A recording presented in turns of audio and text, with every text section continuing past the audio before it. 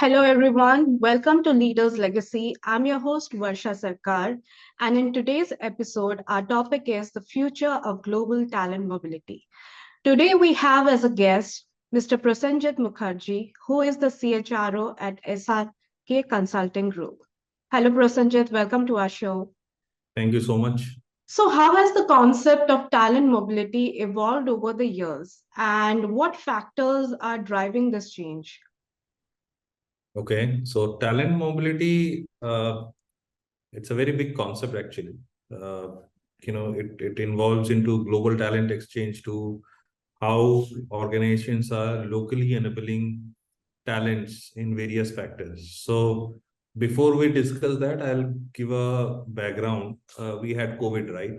Right, I right. think the term of talent mobility, so which is mobilizing talent, Mm-hmm. starts then how one can mobilize the talents, Mm-hmm. and definitely it starts from how a talent can be mobilized internally in terms of in India in virtual various hybrid locations, all of that. The Right. context of mobilizing talent at a global role, which was already there, because in Mhm, millennial we had this globalization, right? mhm, But then I believe when we had COVID, mhm, we realized that talent, because it was a great talent crunch. mhm, So every organization realized that how to cater to the talent. mhm, Okay. And when it comes to talent, talent was a crunch.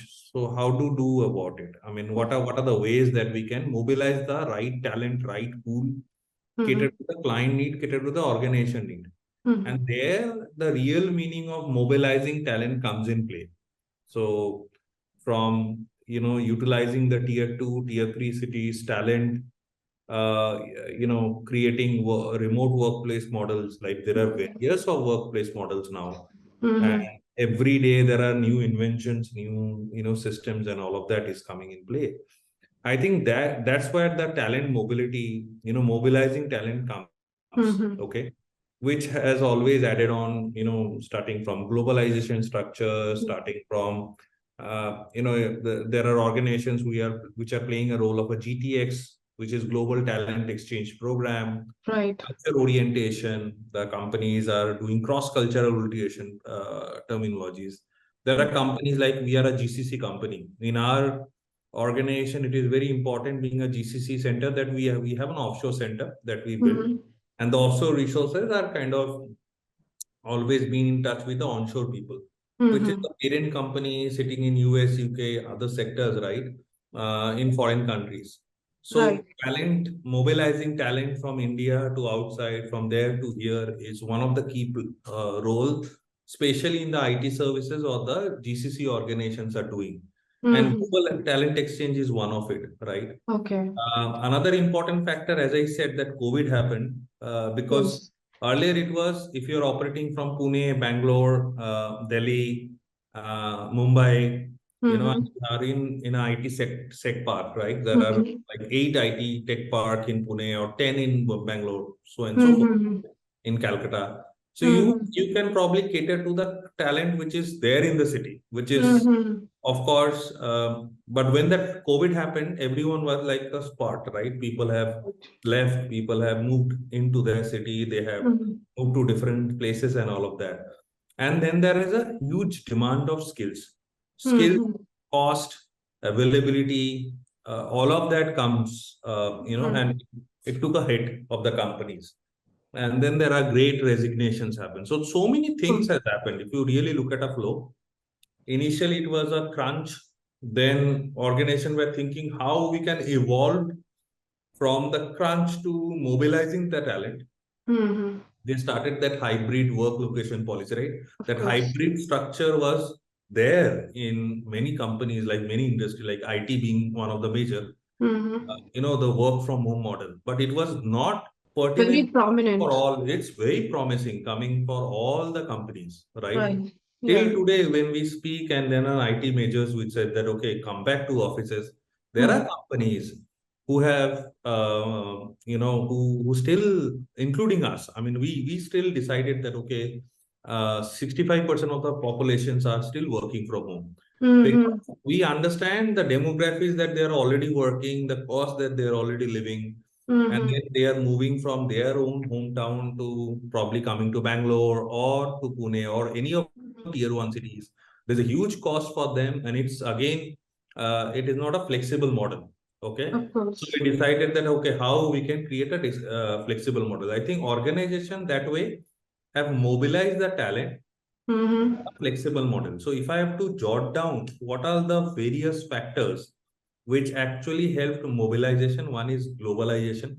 That Mm-hmm. started from the millennial. That Yes. conceptualization were already there. Mm-hmm. Beginning of 2002, 2003, we had seen the inflations that time, right?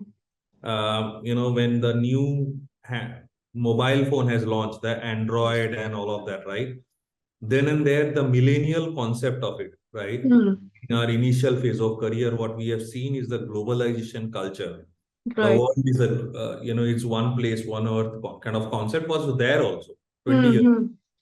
But COVID has actually changed the shape of how companies, corporates, organizations, industries are mobilizing the talent.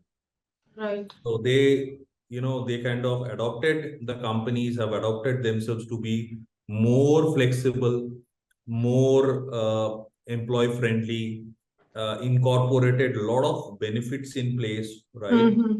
To utilize the right talents and also cater to the kind of talent which are locally. So this was more local to global kind of a concept. And then the government have taken an initiative of Atmanirbhar Bharat, right? Which Mm-hmm. is local let it be global, but let it influence the local culture. I Of think that course. actually helped us to create that flexibility in the organizations, various industry, various organization. Secondly, technology has played a very important part. Okay, Mm-hmm. uh, where a lot of AI and generative AI Mm-hmm. solutions building model has comes in play, which enable a person who is probably in a very rural region to Mm-hmm. utilize the technology what let's say we are doing in a metro cities. So Right. that actually helped everyone to get a similar kind of education skills, a platform, I would say, right? Mm-hmm. That actually helped. So I think that is one angle of it, and definitely the sustainability factor that okay, today organizations are not solely depend of one place, one culture. Mm-hmm. There are diversification. Even Right. it's a very huge concept. As I said, talent mobility is a huge context, right? Mm-hmm. DEI, diversity, equity, inclusions, all of things comes in play today. Because if you Right. look at, there were restrictions of recruiting, LGBTs and all of that, right? But now Mm-hmm. today organizations are very flexibly recruiting. Today they are promoting work. They were promoting women empowerment earlier also, but it Mm-hmm. was not a visible growth. Mm-hmm. It's So more pronounced organizations right are coming now. as a visible growth. They are talking about initiative. Not that they are talks were Mm-hmm. happening. They are bringing those initiatives. They are Of course. doing it on the ground. Okay, Right. and they are showing others how this can be enabled. Mm-hmm. We are in a situation where we are talking that how HR can come into the business seat, right? Mm-hmm. Now you think what are the changes? 20 years back, we can't even think. So all I'm saying, talent mobility to this all these years, 10 years, 12 years down the line has changed a lot. It's a huge historic change that happened in Mm-hmm. mobilizing talent. Today, no industry, no company is solely depend of one culture, one industry, one place, right? And they are currently going to remote places. There are resources who are sitting in tier two, tier three cities. They are looking at skills of those resources, intellect of those resources. Mm-hmm. Okay.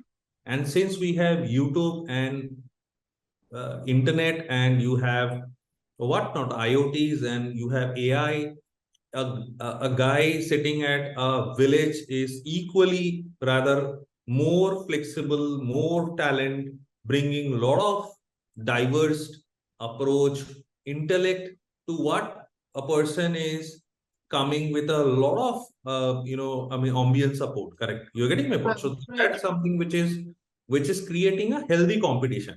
Of course. What we have seen, and organizations are not restricted today.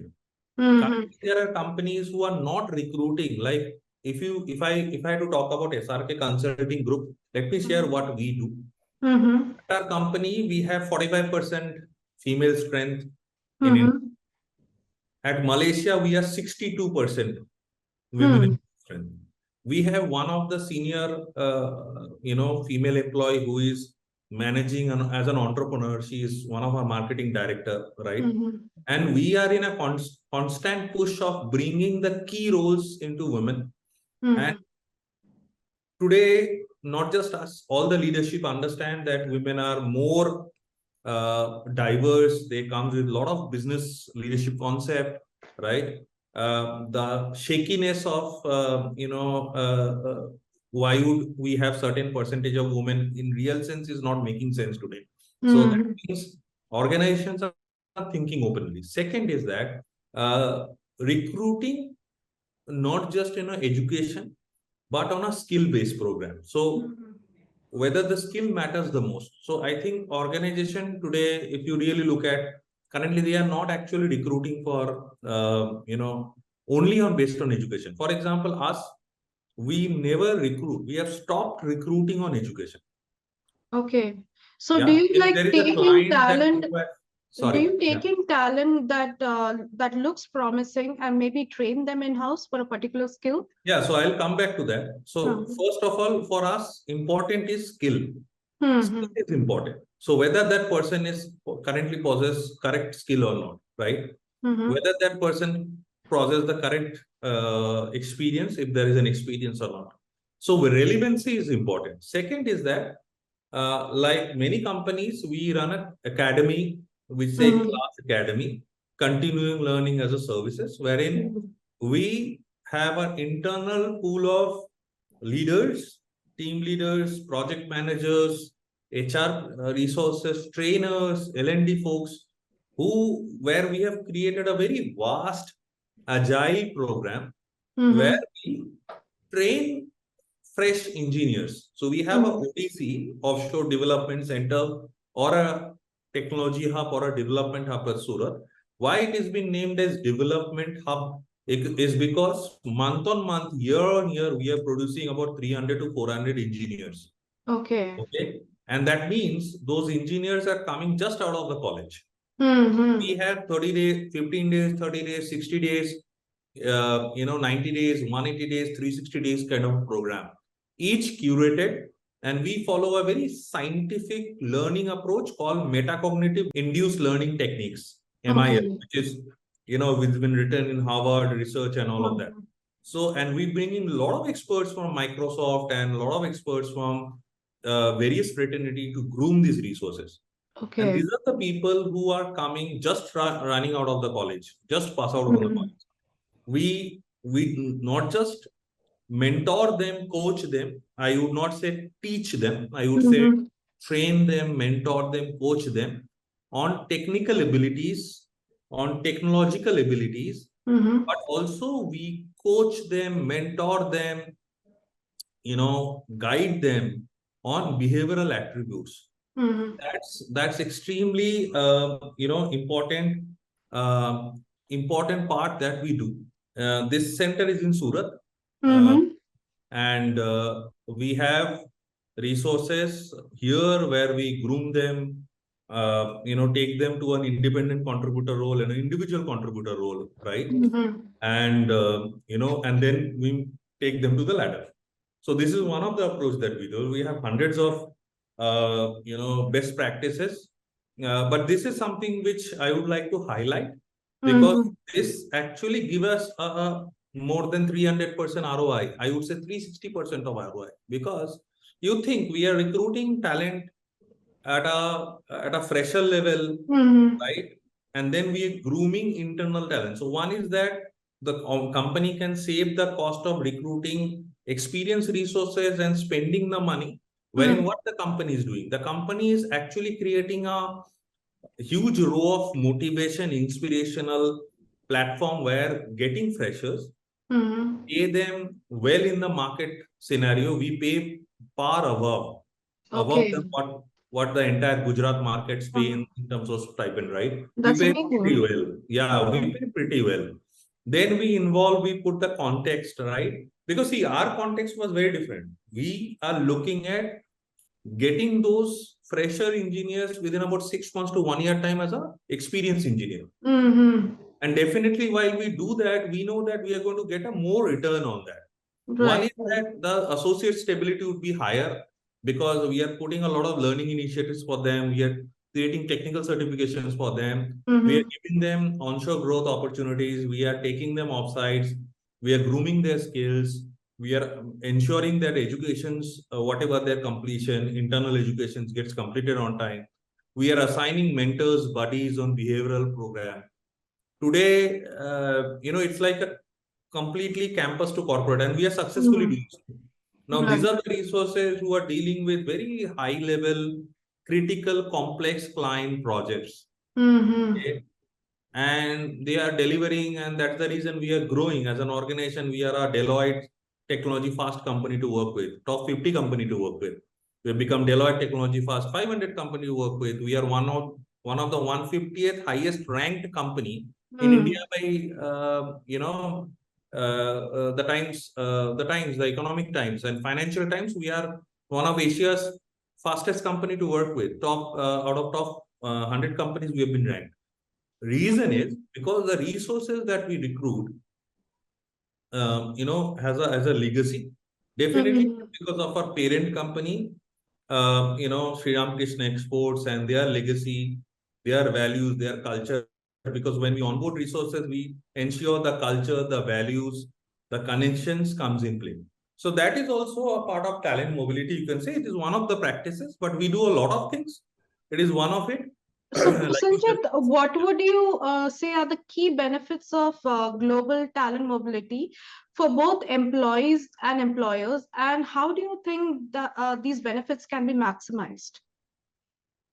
see, one of the thing I would say when it comes to global talent mobility, I think you will see most of the cases in the GCC market, which is organization that plays into virtual captive model, right? In Mm-hmm. the GCC business, you will see, the offshore partner, which is the offshore companies, they are typically working with onshore companies. So their Mm-hmm. responsibility are catering to the role, catering to the client projects, or catering to the projects that are being given by the onshore organization, right? Mm-hmm. So what they do is that this the offshore services definitely they kind of supply. They create a global talent exchange program. So one of it Mm-hmm. is us, our company. What we Mm-hmm. have seen in IT is global talent exchange is very familiar. You will Mm-hmm. see all the IT services company, they go for on-site operations, they Right. go for on-site these things, right? But then there is applicable for other engineering or other industry also. Even in pharma, you will see. Mm-hmm. Global talent exchange was always there. It is not something new. But currently, what is happening is that rather than just sending them for to US or UK, currently there were no restrictions. Earlier time, there were no technology in terms of, Mm-hmm. let's say, Microsoft Teams for that matter. Mm-hmm. Time shift has happened, right? So there are a lot of platforms that comes in play, which is your, Teams for that matter, Zoom for that Right. matter, all of this. So people can sit here in India and can interact with foreign population. They can Mm-hmm. travel back. They can have a virtual VR 360-degree kind of a platform where they can actually have a look and feel of the global areas, right? And Mm-hmm. then practices can be shared. A Right. bonding can happen. I think global talent exchange program really help people to, it has actually helped people to groom further. But Mm-hmm. most importantly, technologies have actually helped it a lot. Right. When and technology in this global talent exchange, one of the important part, what we have seen it is that when it comes to your gender parity. So Mm-hmm. currently, everyone is traveling, and there were no gender gender diversity is immense. There were no gender Right. gaps actually. Right. Sorry. So the organizations are giving that quantum, that opportunity to all kind of an employees, all specific genders, so that they can utilize this global talent exchange. So the positions that were being hired, recruited, setting at onshore opportunity, people are now offering for offshore. Mm-hmm. It is very true that when you are a foreign company, a parent company, and you wanted to get a resource, now Indians are, as you know, of course, goes without saying, last 10 years for India is a boom. Okay. Mm-hmm. 8 to 10 years for India is a boom, especially after G20 happened, and people are really looking forward. The world Mm-hmm. is really looking forward to Indian talent, right? Right. Goes without saying that 80% of doctors in US hospitals are Indians, but that was already there. But recognizing the Indian talent was not like what we have seen in 10 years. Mm-hmm. Currently, the foreign companies are also seeing that India being a booming industry, Mm-hmm. India being a booming country, okay, coming at a top five, top three economical position can definitely give us that opportunity to have the talent, because one is Indians are very Mm-hmm. hardworking, okay. Resources comes in cheap. I am not demeaning anyone, Yes. but we don't charge filthy cost and all of that. So we are rationalized people, I would say. Mm. Comes with a rational thought, Of right? course. Nothing Yes. comes in cheap, but again, we are a rational people. So we Mm-hmm. are very hardworking, we are rational. Third is that we are very fast in our approaches. We are not a lazy resources that we will deliver it. So for We're clients, quick to learn. and we very well learned people. Of course. We can quickly adopt to a situation. We can Mm-hmm. be agile with people. Right. Right? Because we don't come with that brain drain that, okay, I'm coming from this society and whatnot. This Mm-hmm. is actually helping Indians to be evolved over a period of time. Right. This is why you see that Indians today are ruling the world. They are coming up with, look at this G20. You have a World Bank, president who comes with, chairman who comes with, the top shot guy, an Mm-hmm. Indian guy, all of that. So I'm saying that this is what the world is recognizing now. It was Mm-hmm. already there, man. It was not that it was not there. It was there. But Right. now, because of the initiatives the government has taken, and I think everywhere in Indian, the corporates that are working are also promoting, uh, Mm-hmm. various initiatives, which is definitely one of the initiative I would like to highlight, which is the sustainability programs, Right. creating green earth, green culture, green building, the ESG, right? It's Mm-hmm. a hot topic, right? Sustainability Yes. is a hot topic, right? Right. And I think that actually also helped the talent mobility in a very large factor. As I said in the beginning, that talent mobility is a very huge concept. Of Okay. course. It So, involves your, yeah, sorry, go ahead. what would you say are the ethical considerations surrounding talent mobility, particularly in regions that face skill shortages or brain drain issues? See, one of the ethical context is that I think what we should have is that our policies should be very flexible, okay, and agile, because there are many areas where gender equity is still a question. We say things and we write notes, but that's one of the major actor, right? Mm-hmm. Now we have seen that there are manufacturing hub where all women working in the manufacturing Europe. Yes. We're seeing an ad of a very large motor company where all women are. They're one of the premium company, Mm-hmm. India, and don't name them, but they have all women employees working in a manufacturing. Now think of the culture that they have brought in. Okay. Mm-hmm. Now these are the culture we should promote. Okay, Right. and not otherwise.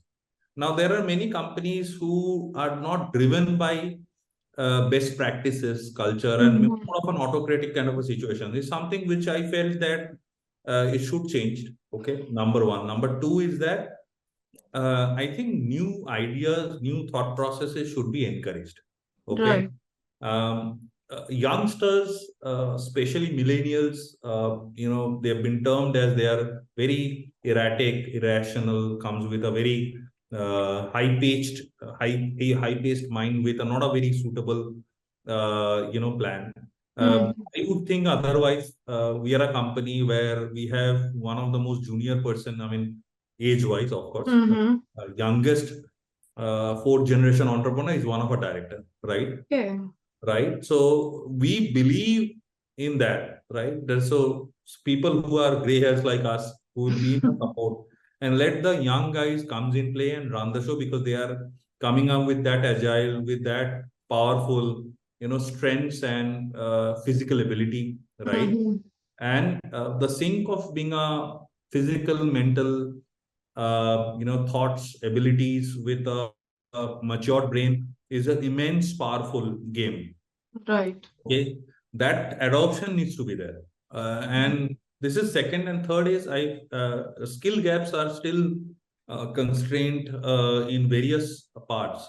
There are still people who can be groomed to the next level. I think a lot of initiatives are being taken by various companies, but still there is a long road to play. Okay. Still people are coming from one state to another state for the search of employment. I think that is something which needs to be adopted. Now, if IT company, this can be nullified because most of the talents can be diversified, all of that. Again, IT typically hire from skills, right? But then it's a general industry. What I have seen is a challenge. Secondly, this is the third part, and fourth is the policy making should be very lucid, approach, simple. Right. What happened, Varsha, is that practices, policies, processes are so complex. And business, I mean, typically what happened that business kind of, whenever they see an HR guy, they kind of run.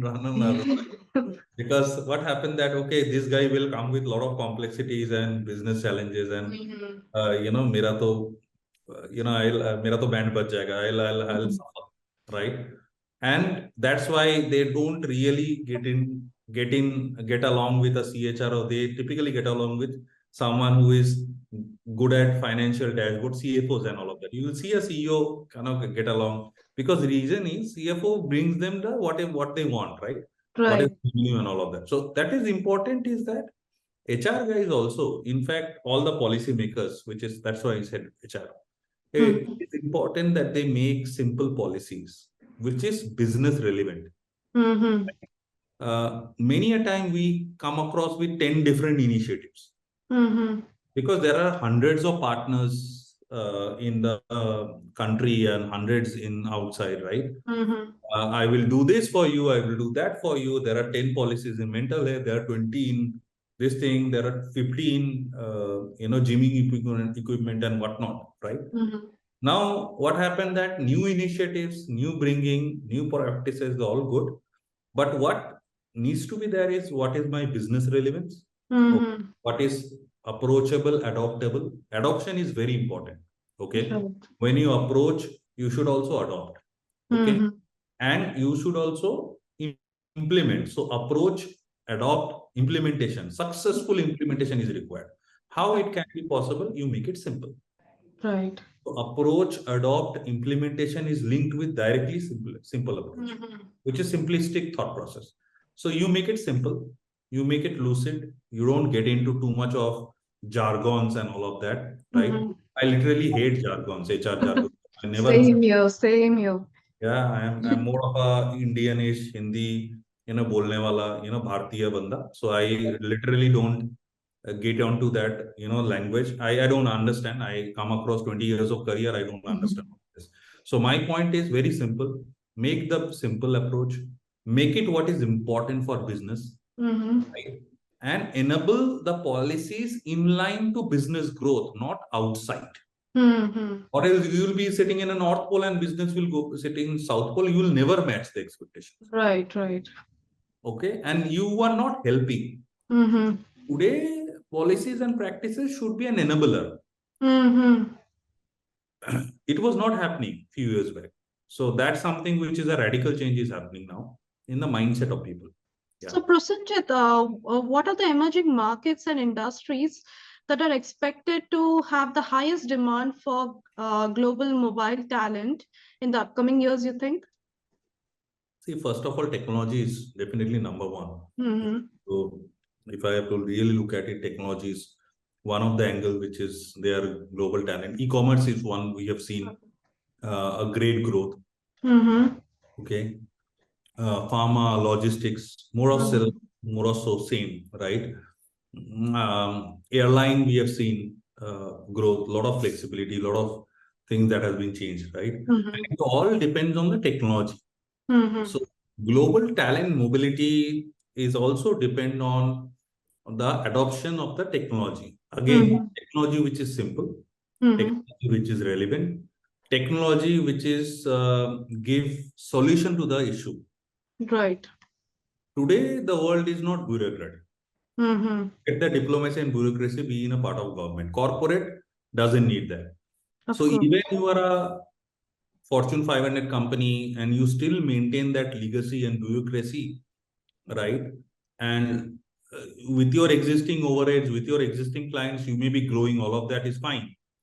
But if it's a small scale of organization, if it's an MSME, if it's a startup and they want to adopt that bureaucracy, legacy, diplomacy, then it's a problem. Of course. Yeah. And that's where the gap is come. So one company has to understand, okay, who are they? Are they, Mm-hmm. a company where for a simple process they need 10 emails approval, or Mm-hmm. are they company who are more, simple oriented, mindset oriented, that comes to the table. Mm-hmm. Way the work should happen. So the technology adoption should happen, but it should be simple. And as far as emerging markets, I can see renewable energy, solar. There is a big thing, right? Mm-hmm. Today, if you really look at our parent company, is a diamond organization, right? Diamond and jewelry. Okay. They are green building certified company. They are the one who are coming with net zero of 2024 by net zero context. Okay. Mm-hmm. So which means that entire company would be free from carbon emissions, right? Right. Productions are manufacturing. Now, this is not only technology. Now, you Mm-hmm. see the diamond and jewelry organizations coming with that kind of a concept is a revolutionary concept. Mm-hmm. Point is that. So today the organizations are moving, every industry is moving to a more sustainable, more global, more agile, flexible approach. So, how And do you think? where you see the markets are emerging, especially the talent mobility, the sustainability is in top scale. Yeah. So, how do you think organization can balance the need for global talent mobility with security and compliance, especially in sensitive industries, for example, cybersecurity, military? How can they balance that? See, there are no differences actually. Mm-hmm. There is no point in because talent mobility has nothing to do with balancing, right? So typically, you should have a set of parameters. You Mm-hmm. should have a set of securities in place, right? Today, the practices, let's say the background verification practice, okay, where you check the criminal track record of an employee. Mm-hmm. You check online verification records, a bank record for that matter. These Right. all things are happening online. You would be amazed to know, and people in the viewer, Mm-hmm. social securities across India can be paid online. Yeah. For everything about it. 2014, we launched digital payment app, right? Mm-hmm. Look at what we are today. Everything can happen online. Right. You need not to be physically present. Everything. Yes. Yes. Entire provident fund practices are happening online globally. Okay, so Right. sorry, across India. Yeah. It means if you are sitting in Bangalore and your PF office is in Pune, it can be easily managed through Pune. Mm-hmm. And that's what the mobility, right? Because if Course. government has come up with that such kind of an initiatives. So it is not that only corporates are doing. I think government has actually moved to a very high extent level Mm-hmm. to actually encourage the mobility to the second level. What Mm-hmm. the Indian government has done is, out of words, Mm-hmm. excellent job done because the way, because it was very difficult for a government officer to adopt. Now look at what they have done in EdTech. Like Mm-hmm. during the COVID, it was all online education, right? Yes, yes. I've seen, so my mom was a teacher, right? And I've seen, Mm-hmm. again, she's retired personnel, but I've seen is that my mom's sister, which is my aunts and all of that, who are typically being, we are born and we are all teachers and professors and all of that, whatnot. So all of them, they didn't have that computer-based, online education, and they are struggling. Yes, So I kind yes. of trained them, ki, Mm-hmm. ye karo, all of that, do that. They have really adopted. You think Mm-hmm. 50 years old women, 50-year-old men, plus they have never seen, because they are teachers from schools, colleges, professors. They've been training people, teaching people, Mm-hmm. typically as a professor, and now Of course. they have to move in online. What kind of struggle they have made? Very Yes. struggle I've seen. Never in life they have come out of the college classroom and they have taken an online class, Mm-hmm.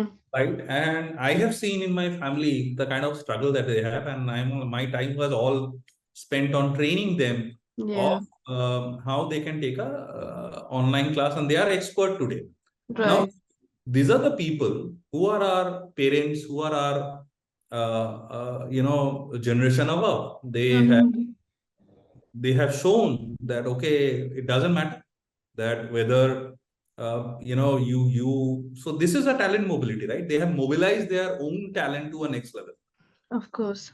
Yeah. So, Prosenjit, lastly, what advice would you give to individuals who are considering a global career move, and what steps can they take to ensure a successful transition? See, very importantly is that so first of all, focus. So what I told is to all the freshers, right? So I Mm-hmm. and I solely believe in this. Let's say focus should be made while you are in class. Mm-hmm. Uh, I would say at least 6, 7. Okay. Right. What do you so and of course ambience needs to be made, right? What happened typically, what I have seen in with our friends, even with me also it happens, right? That Mm-hmm. after we completed kind of class 10th or 12th, we kind of decide that okay, what are you going to do for next 10 years? Mm-hmm. Right. Ideally, you should think, plan while we are in class 6, 7, 8, 9, all of that time, right? Mm-hmm. But okay, what are you going to do? So if you really look at successful people, they are thinking from those classes, right? Mm-hmm. So that is one. You create a goal, a vision that okay, I want to study science, then I need to go to engineering program. Mm-hmm. I would elevate engineering, all of that, right? Right. I'm a person who believe if you do an engineering and do an MBA, I don't understand what you're going to do. Okay. Because your education, so why have you done an engineering? And if you're going Mm-hmm. so when I look at profile, I see someone who is, someone who have done engineer and they have done an MBA. So it raises eyebrows definitely for Mm-hmm. me, right? Because I don't understand why they have done this engineering. Engineering is a very different division, right? Yes. So these things one needs to plan properly, right? Mm-hmm.